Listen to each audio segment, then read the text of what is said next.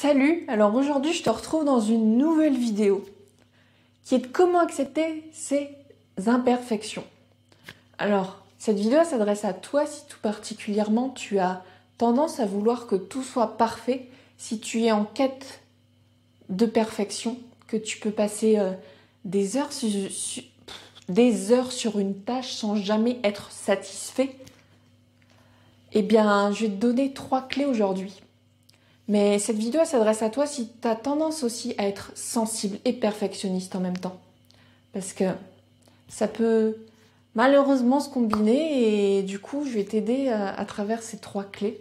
Et peut-être que si tu es perfectionniste, tu ressens de l'angoisse, de l'anxiété.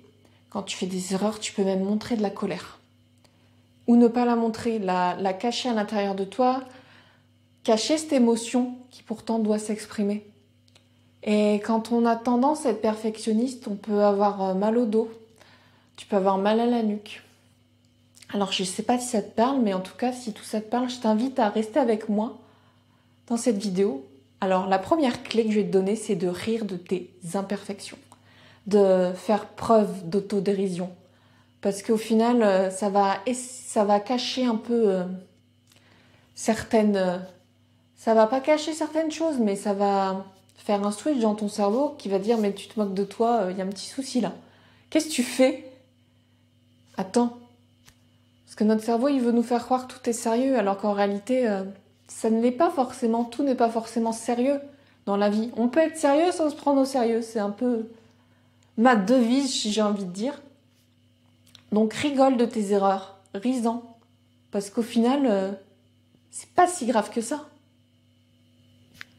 Alors, deuxième astuce, deuxième clé. En fait, lorsque tu commets des erreurs, c'est juste une occasion de t'améliorer. C'est juste une occasion pour toi d'apprendre et de plus commettre la même erreur. Qu'est-ce que cette erreur t'a appris? Et qu'est-ce que tu peux mettre en place la prochaine fois pour ne plus que ça se reproduise? Par exemple, dans ton travail, si on t'a fait remarquer que tu as fait une erreur ou toi-même tu t'en rends compte. Alors c'est pas forcément agréable sur le moment, mais aujourd'hui, qu'est-ce que je peux faire pour que ça ne se reproduise pas du tout? Ou du moins que tu le reproduis cette erreur le moins souvent possible. Donc là, je t'invite à te poser ces questions si ça t'est déjà arrivé et si à l'avenir ça t'arrive, de revenir là-dessus. Qu'est-ce que j'ai appris?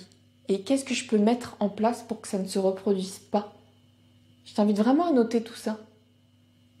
Et la troisième clé que je voulais te partager, c'était entre autres de se dire que en fait, c'est pas si grave de se tromper, d'être imparfait, puisqu'on est tous imparfaits. Et peut-être que tu te rends compte que certaines personnes autour de toi ne font pas les choses comme toi, tu le voudrais.